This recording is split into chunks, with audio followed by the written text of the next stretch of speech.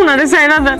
একটা কথা কবি না। আপনি কারে ধরছেন আপনি জানেন? আপনাদের এই গ্রাম থেকে বাইরে হতে দেওয়া যাবে না। আর আপনার বন্ধুরে অলরেডি আমার লোকজন আটকায় রাখছে।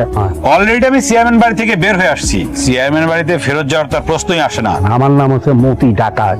আমি হচ্ছে ডাকাতি করতাম, এখন আর ডাকাতি করি না। বেশি যদি কথা বলেন না, চেয়ারম্যান চাচা নিজে নির্দেশ দিয়েছে আপনাকে ধরে নিয়ে যাবার, যাবেন নাকি তাই বলে? চেয়ারম্যান আমাকে ধরে নিয়ে যাওয়ার নির্দেশ দিছে? জি।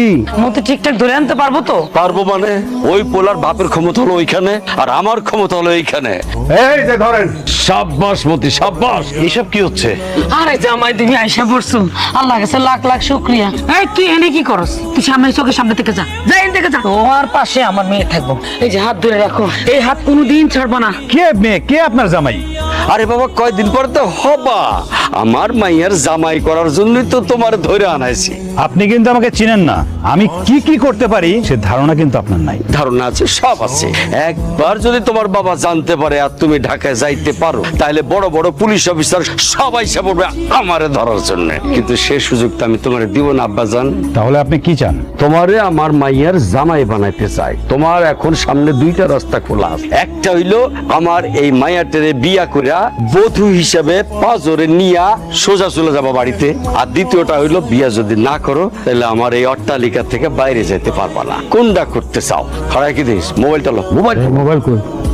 কাকা শোনো বাবা, তুমি একটা শিক্ষিত পোলা, তোমার মাথায় আছে বুদ্ধি, পেটে আছে বিদ্যা। তোমার আটকায় রাখা আমার কোনো দরকার নাই। খালি আমার মায়াটারে বিয়া করো, তোমারে মুক্তি দিয়ে দেব।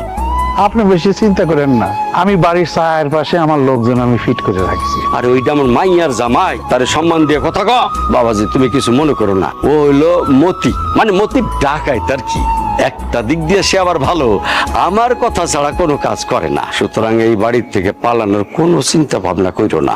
আমার বন্ধুকে কোথায় রাখছেন? ওর যেন কোনো ক্ষতি না হয়। তোমার বন্ধু বলে কথা, তার কোনো ক্ষতি হবে না। তার তো আপ্যায়ন চলছে, ওই জামাই সাজানোর ওরে আপ্যায়ন চলতেছে। বন্ধুরে বাঁচাইবা, নিজে বাঁচবা।